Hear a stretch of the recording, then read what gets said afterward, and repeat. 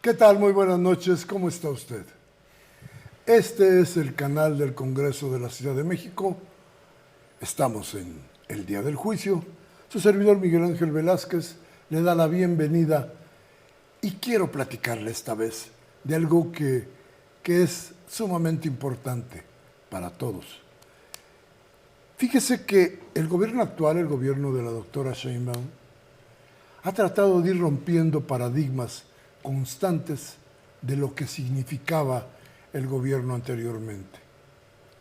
Hay cosas que cambiaron, pero hay cosas que se han roto para mejorar la vida en la Ciudad de México. Una de esas tiene que ver con la Secretaría del Trabajo de nuestra ciudad. Ahí están pasando cosas que son importantes y que nos van a dar una idea de cómo será la Ciudad de México cuando termine este mandato. Quédese con nosotros aquí en el día del juicio.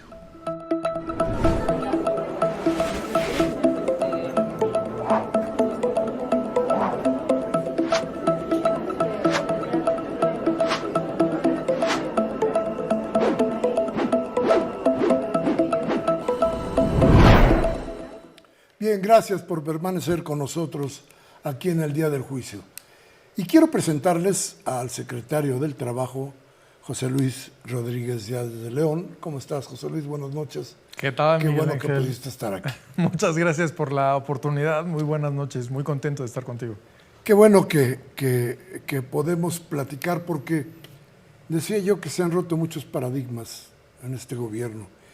Y esto del empleo, esto de las facultades, de las obligaciones que tiene la Secretaría, que no hace mucho agarraste, pero que tiene largo tramo por recorrer, ya empezó a dar frutos, ya empezó a plantear cosas diferentes. Platícanos en qué van.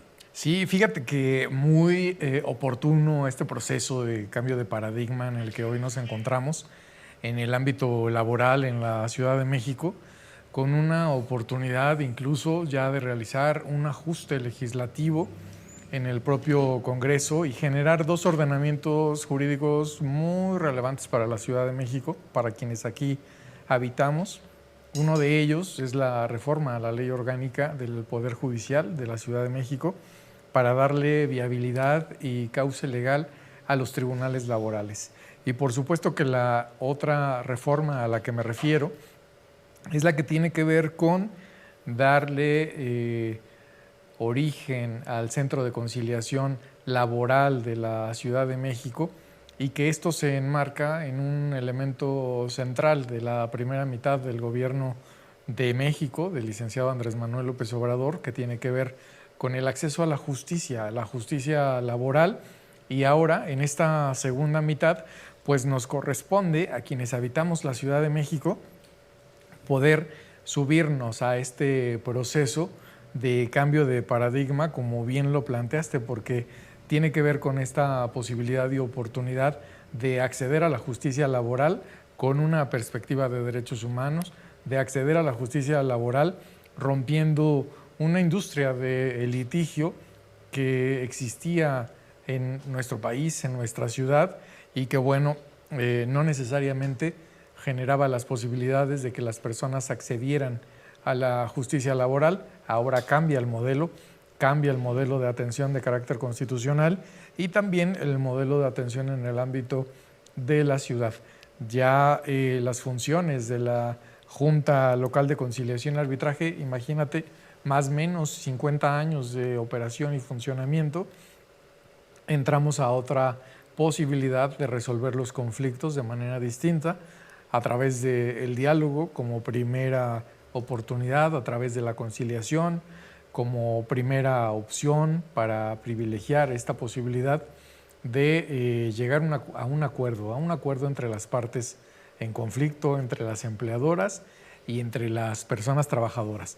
Con base en ello, darle la posibilidad, gracias a estas reformas en el Congreso de la Ciudad, que se ajustan y se armonizan al proceso de cambio constitucional, pues ahora, a final de este año, arrancaremos en el mes de octubre, vamos a tener la posibilidad ya de que tanto el centro de conciliación esté operando, pero también los tribunales laborales. Así es de que cambia el modelo de atención, cambia el paradigma, y es muy importante porque entramos a la segunda mitad del gobierno de la doctora Claudia Sheinbaum, a la segunda mitad del gobierno del licenciado Andrés Manuel López Obrador, con cambios muy importantes. Uno de ellos, pues, el poder tener la posibilidad de impulsar el acceso a la justicia en el ámbito laboral.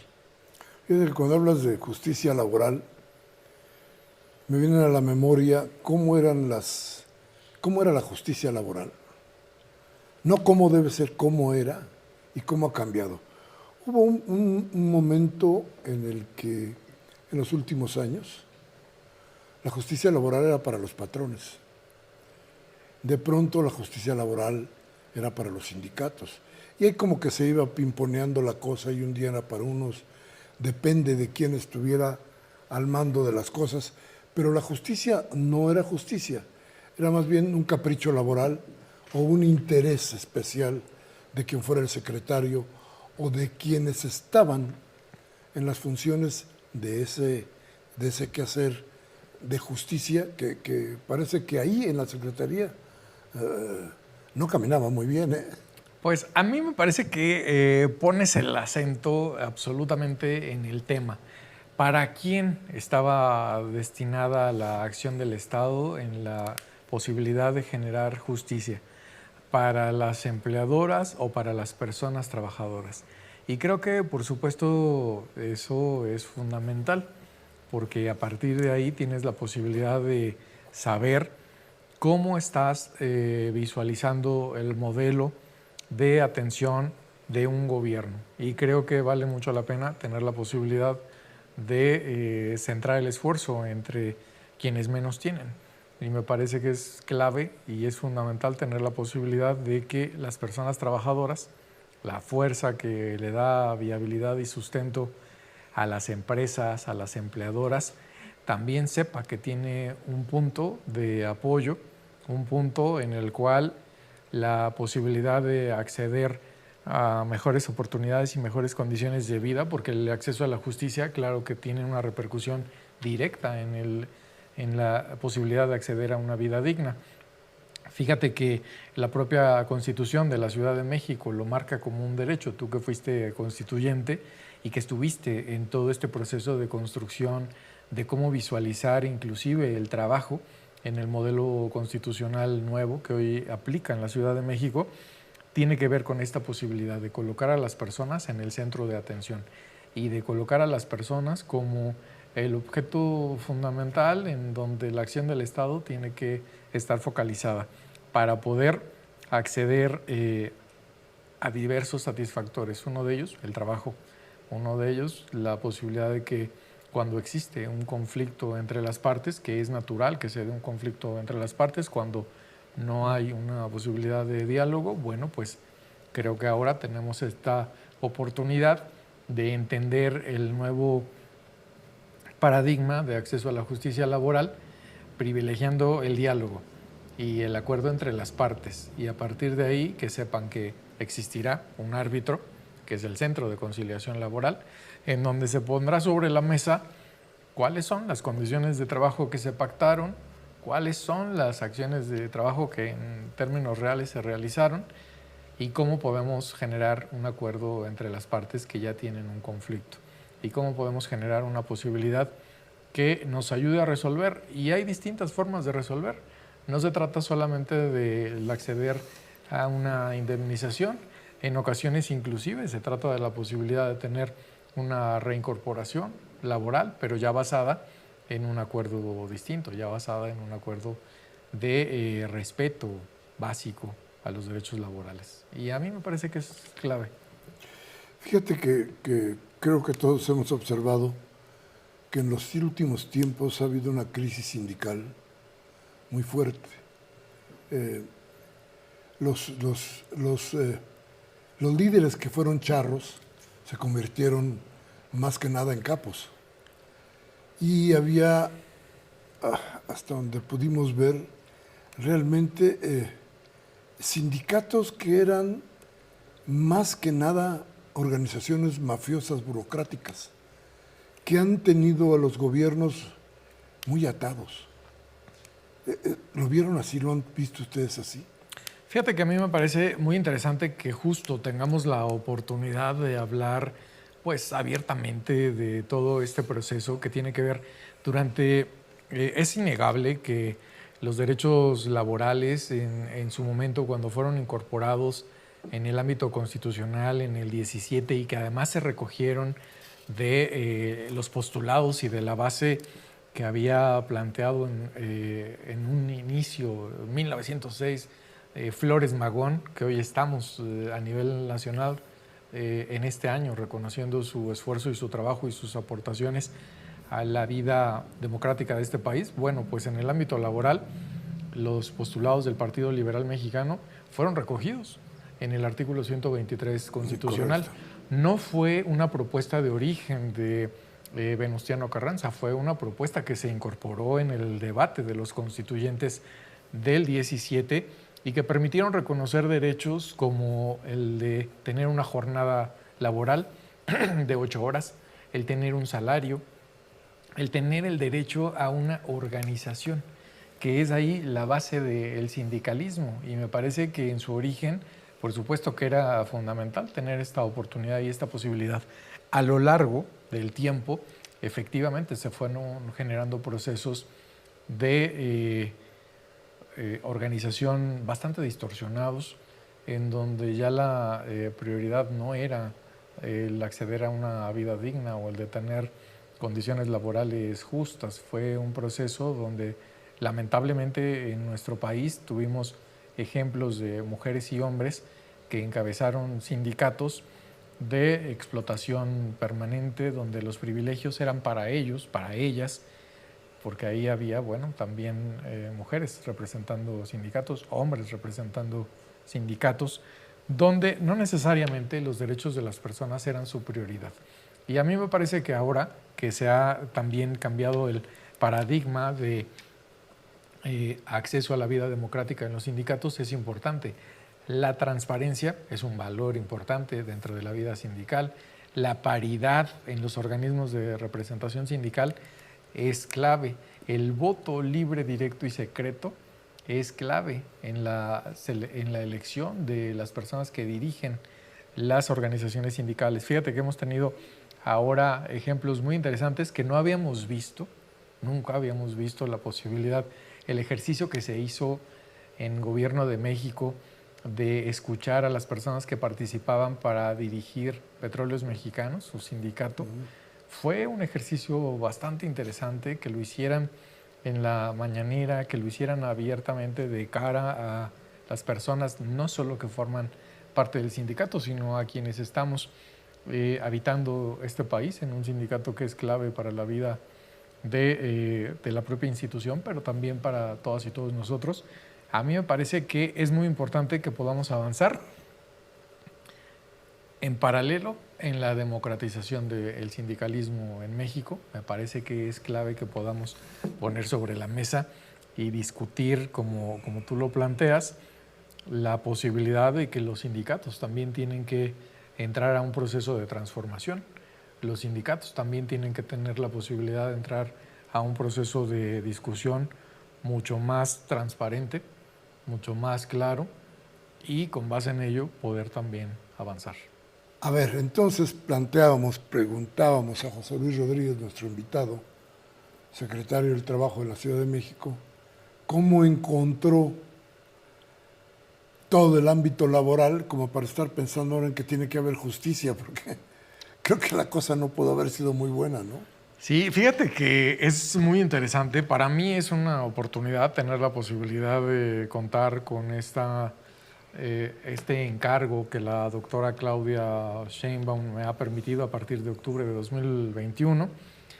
Y me parece muy interesante y oportuno porque haciendo un análisis de incluso el número de expedientes que tenemos, imagínate que tenemos una junta local de conciliación y arbitraje que tiene más de 140,000 expedientes.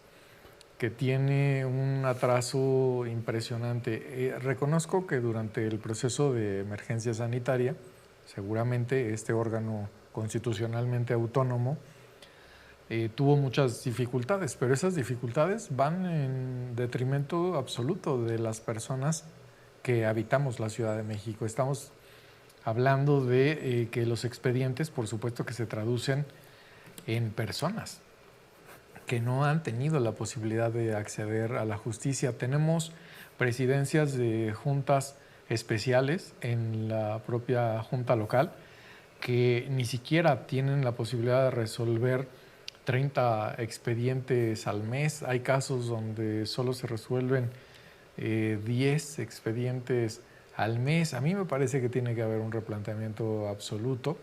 Y el tener esta oportunidad de entrar a la tercera etapa de implementación de la reforma en materia laboral, creo que llega en el momento adecuado. A mí me parece muy importante porque llega también en el momento en el que yo me incorporo a la Secretaría del Trabajo. Y a partir de ahí, esta coordinación de esfuerzos con la propia Luisa María, alcalde de Gobierno de México, nos ha permitido tener la posibilidad de articular y de sumar el hecho de que la propia doctora Claudia Sheinbaum haya suscrito estas iniciativas para reformar los ordenamientos jurídicos en la Ciudad de México ha sido clave en el mes de febrero. Y qué importante y qué oportuno fue que las personas legisladoras de las distintas fuerzas políticas del Congreso de la Ciudad de México decidieran tomar el tema como un asunto importante, de los pocos asuntos que el Congreso de la Ciudad de México en su segunda legislatura ha generado con una participación activa de diversas fuerzas políticas, son estos dos temas. Y creo que ahí, por supuesto que es importante, es un balance de cómo recibimos. Bueno, recibimos con una comunidad que no tenía posibilidades de acceder a la justicia laboral, con un atraso significativo, y creo que ahora pues tenemos que impulsar en los distintos ámbitos de gobierno todas las acciones que nos tocan para avanzar. Qué bueno que desde el Ejecutivo avanzamos en lo que nos corresponde. Qué bueno que en el ámbito legislativo realizaron las acciones necesarias a nivel parlamentario para sumarse a este proceso. Y qué bueno que a finales de este año vamos a tener la oportunidad de que el judicial también sea parte de este proceso. Es decir, los 3 niveles de gobierno que reconoce la Constitución de la Ciudad de México, sumados para poder acceder a un modelo diferente, a un modelo que nos permita cambiar. Y pocas veces se da la suma de estos 3 poderes para obtener un fin. Qué bueno que ahora, en un mismo año, vamos a tener la participación y la acción del Ejecutivo, del Legislativo y del Judicial para poder hacer factible el acceso de mejor forma a la justicia laboral. Oye, qué bueno que lo estás haciendo en la ciudad y que hay esta disponibilidad para hacerlo, porque en el ámbito federal no hay muchas buenas noticias. Al contrario, parece que hay muchas desavenencias en todo el trabajo que se ha hecho o que ha hecho la señora Luisa Alcalde, ¿no? Pero déjame preguntarte, ¿hacia dónde hay que ir? ¿Cómo equilibrar en estos momentos los intereses de unos y otros?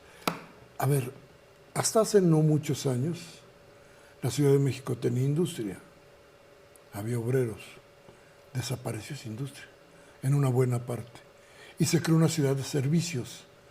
Y las cosas cambiaron necesariamente, porque las aspiraciones de unos y de otros son totalmente diferentes.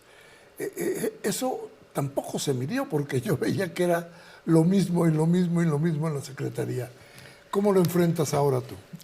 A mí me parece también que ese es un tema muy interesante. Fíjate que a mí me correspondió en el mes de agosto, todavía de 2021, entrar a un proceso de reformas legislativas que nos dieron la pauta de avanzar en la posibilidad de rediseñar el tema de la industria en la Ciudad de México, de Vallejo I, que es uno de los principales proyectos que hay para reactivar la industria en nuestra ciudad, porque además tiene las instalaciones, tiene la infraestructura, Sí. y en efecto fue abandonada históricamente, y ahora en un impulso que da el gobierno de la Ciudad de México para poder reactivar la zona industrial más importante de la Ciudad de México, que es Vallejo, que se encuentra en Azcapotzalco, y que además también tiene la suma de quien está al frente de esa alcaldía para hacerlo posible.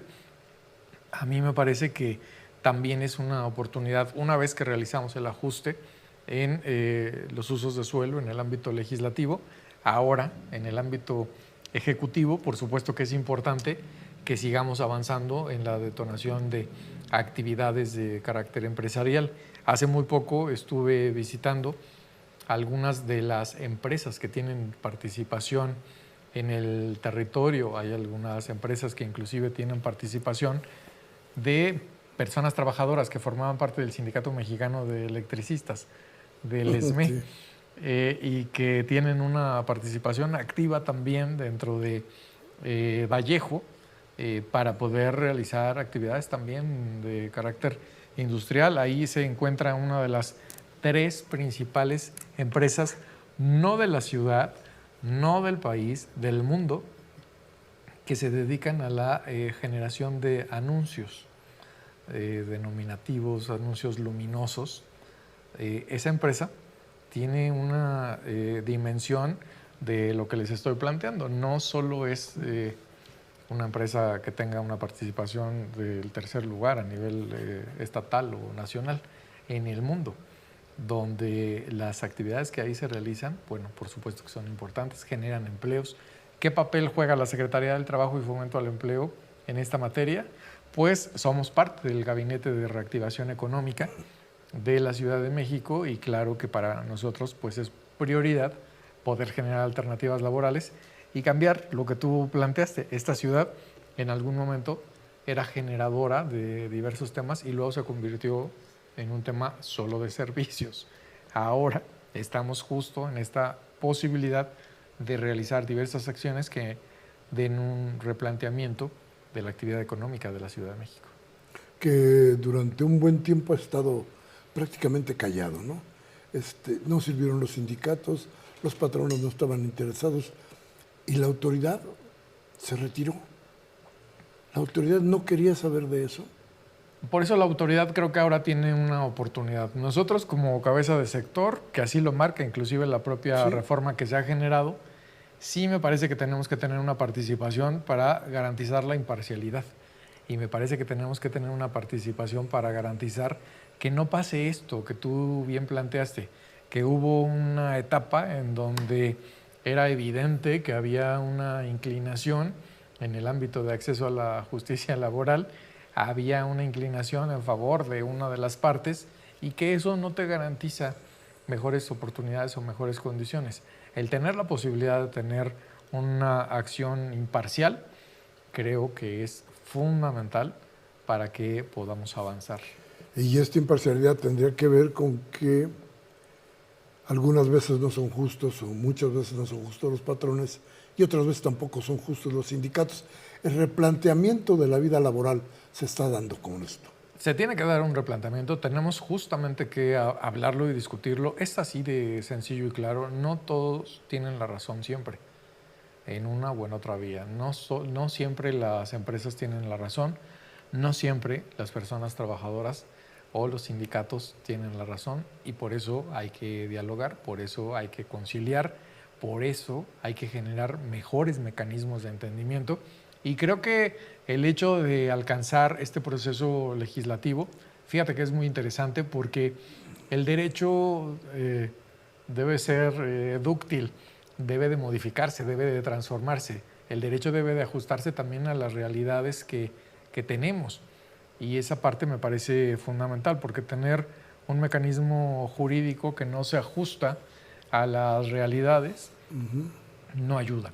Y el derecho también es un elemento central de cambio cultural de una comunidad. Cuando tú hablabas de cambio de paradigma, es central porque el derecho nos da la posibilidad de entendernos de manera distinta, de entendernos también en un proceso de transformación y de evolución, donde tenemos que reconocer que lo que teníamos no nos estaba generando mejores condiciones de vida, que lo que teníamos no nos estaba generando mejores oportunidades de desarrollo, que lo que teníamos nos estaba alejando de la justicia, que lo que teníamos nos estaba alejando de la posibilidad de saber para qué sirven los derechos humanos, los derechos fundamentales. A ver, y entonces ahora tienen que enderezar toda esta vida laboral en la Ciudad de México. ¿Es así? Sin duda. A mí me parece que ahí es donde está el tema central. La transformación de la ciudad también pasa por la transformación laboral. La transformación de nuestro país también pasa por la transformación laboral. Y ahí, por supuesto que jugamos un papel central todas las personas que tenemos una responsabilidad, un encargo en esta materia. ¿Hay condiciones para que se logre esto?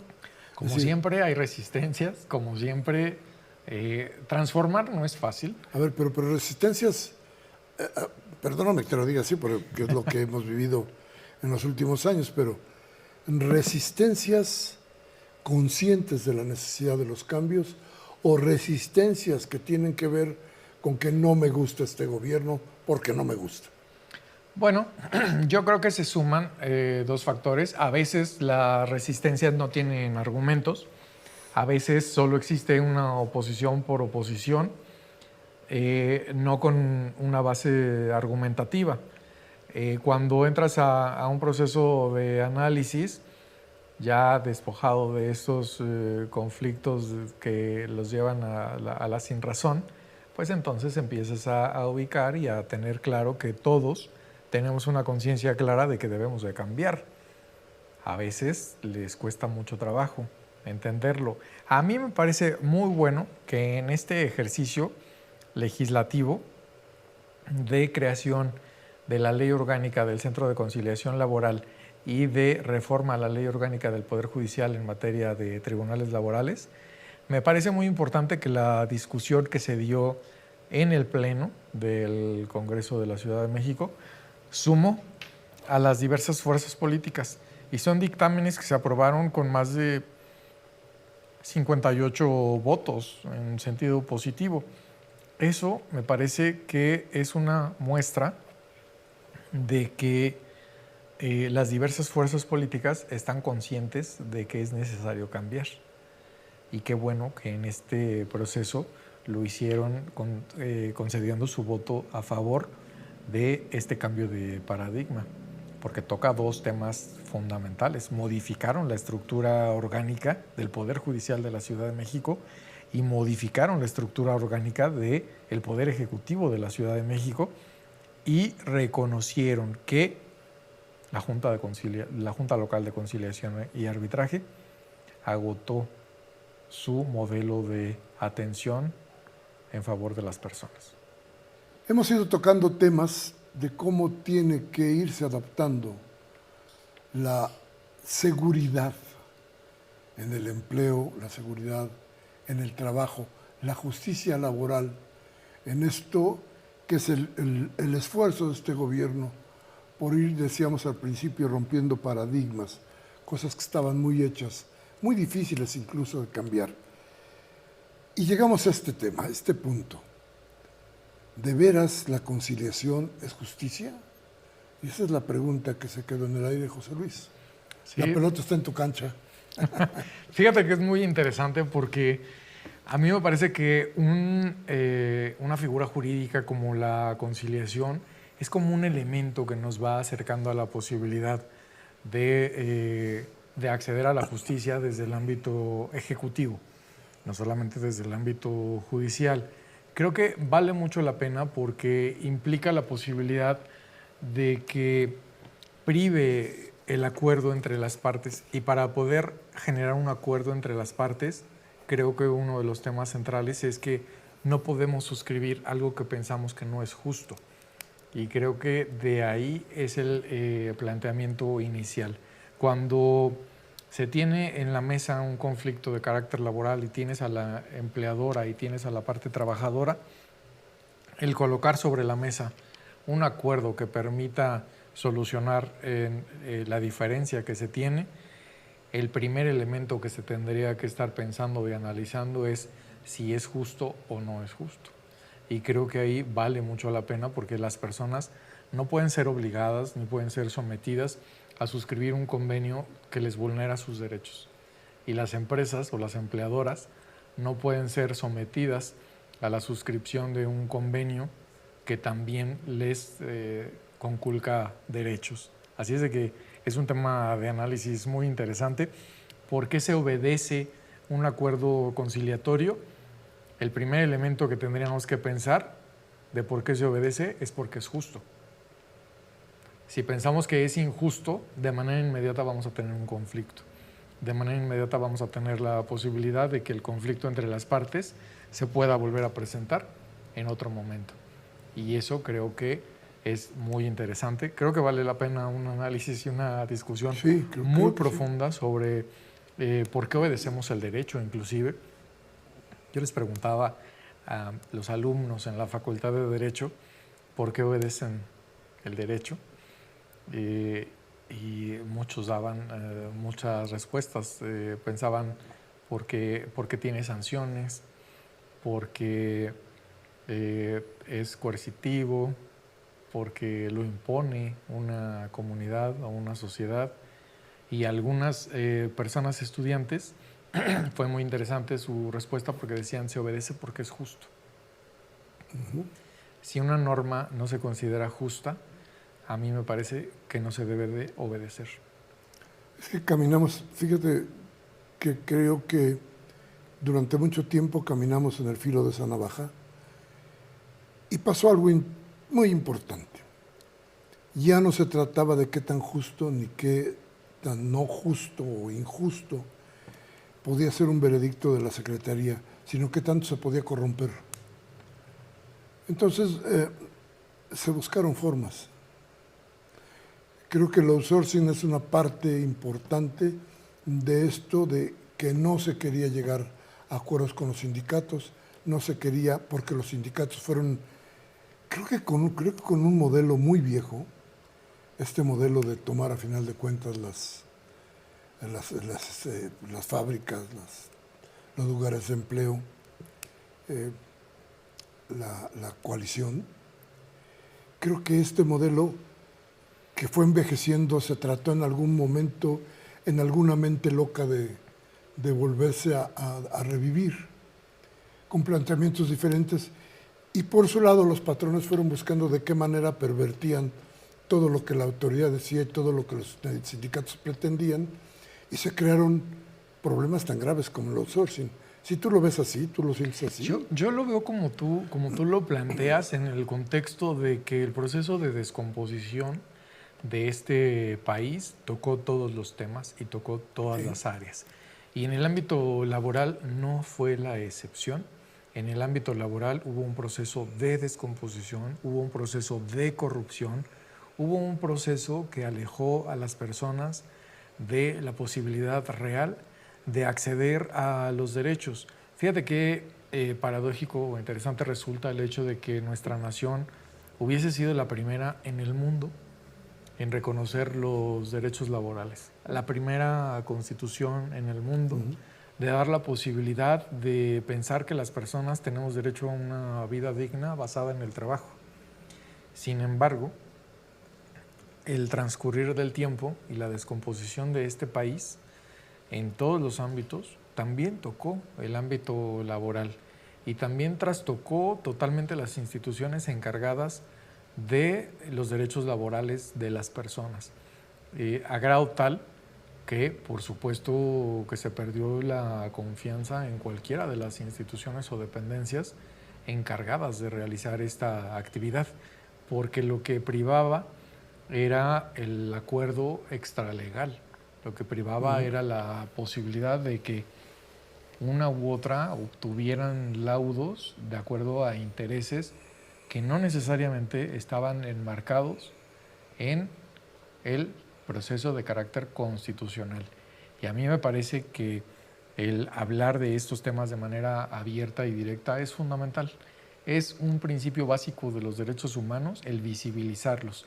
Si no hablamos de los problemas, difícilmente vamos a poder tener la posibilidad de solucionarlos. Y ahí, en el ámbito laboral, claro que había todo este proceso de descomposición y por eso es necesario transformarlo y por eso es necesario modificarlo y por eso es necesario entrar a otro modelo de atención. Y claro que hay que replantear en qué consisten los derechos laborales. A mí me parece que el trabajo es un derecho llave, es un derecho humano que te abre otras puertas y que te abre otras posibilidades. El trabajo te abre la posibilidad de cubrir tus necesidades personales, familiares, y te abre la posibilidad de paulatinamente avanzar en un proceso de acceso a una vida digna. Qué importante que en la Constitución se pongan nuevos conceptos como el de vida digna, pero cruzados con un buen gobierno, que también es un derecho constitucional. Qué importante que se reconozca al trabajo como un derecho fundamental para poder avanzar. Y qué importante que la justicia laboral se ponga a discusión. Sin embargo, no parece tan fácil. Fíjate que algo que me llama mucho la atención es los ejércitos de abogados dispuestos a pervertir todo. Tú decías hace un ratito de los muchachos que están planteando a la justicia como uno de los valores importantes de esto, cuando debería ser algo natural, ¿no? La justicia debería plantearse como algo muy natural, pero en esto de cambiar, pues también tiene que cambiar quién está observando las leyes. Y esto es importantísimo, ¿no? Es fundamental porque, fíjate, ¿a qué intereses obedece esta industria del litigio laboral? ¿A quién le conviene que no se resuelva un conflicto de manera inmediata? ¿A quién le conviene tener juicios laborales de 5 años, de 10 años? No le conviene a las empleadoras, no le conviene a las personas trabajadoras. ¿A quién le conviene tener estos procedimientos inagotables, generando un alargamiento permanente en la solución de los conflictos? ¿A quién le conviene tener diferidas de manera permanente las audiencias? ¿A quién le conviene de manera permanente estar generando argumentos para evitar llegar a un laudo? No le conviene a las empleadoras.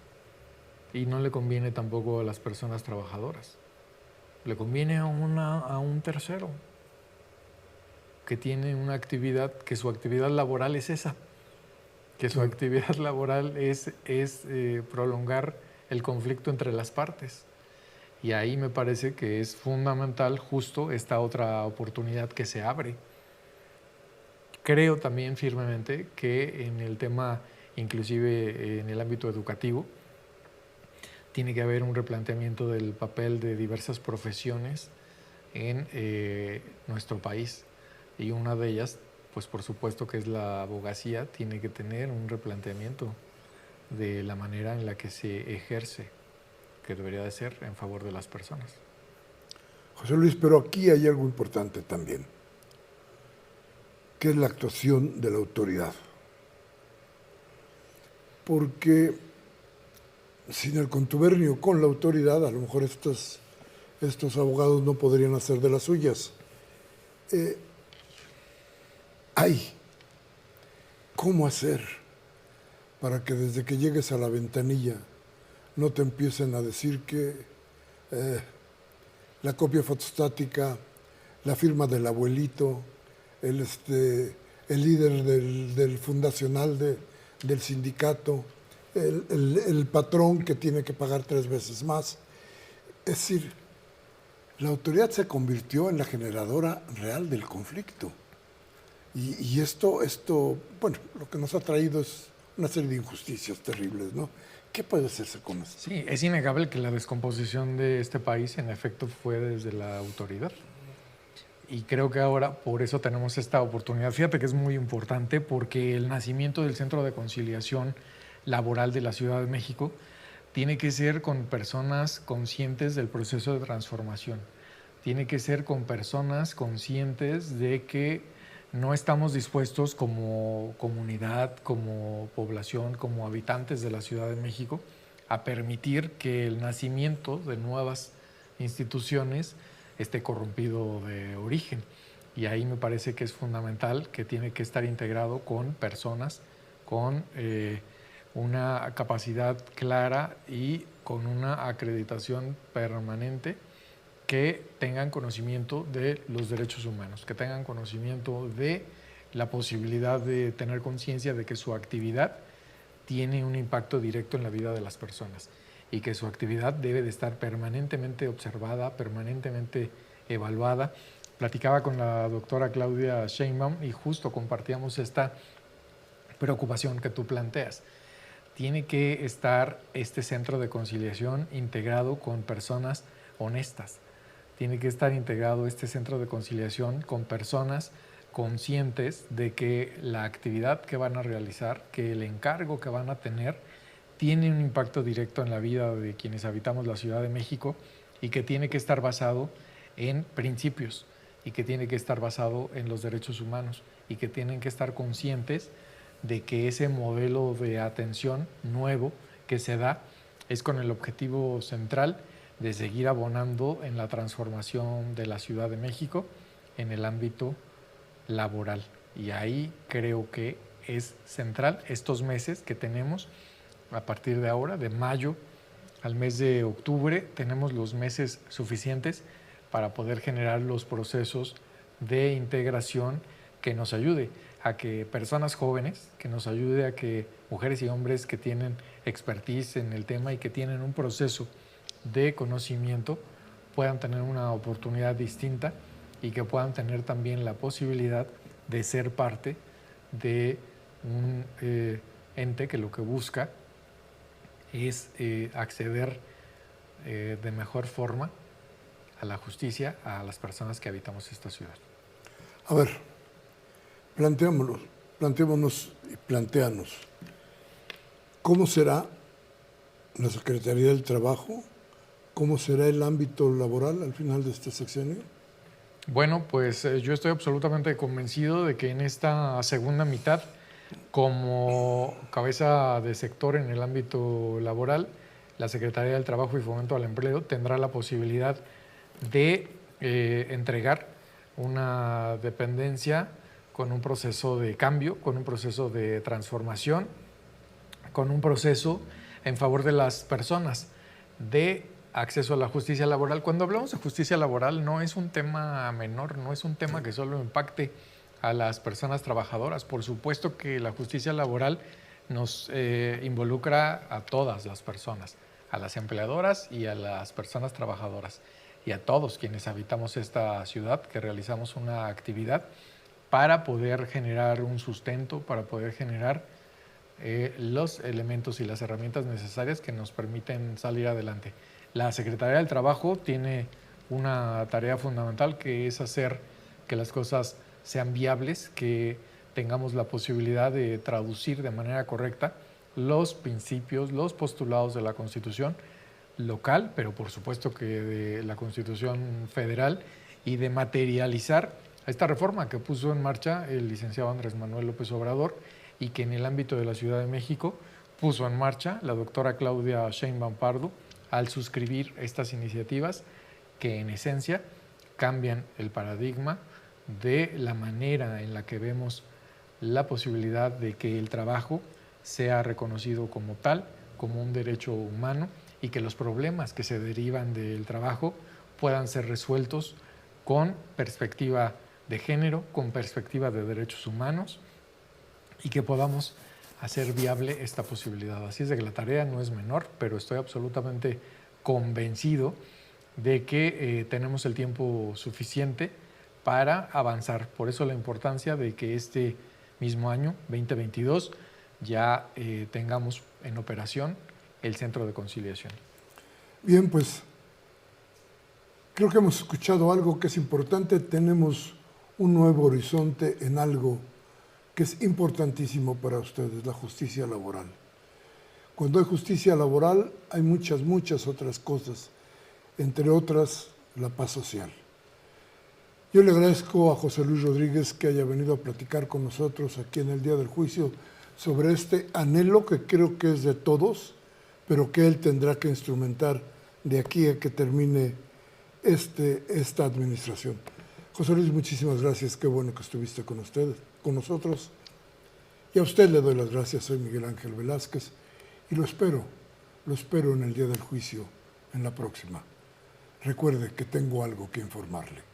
Gracias.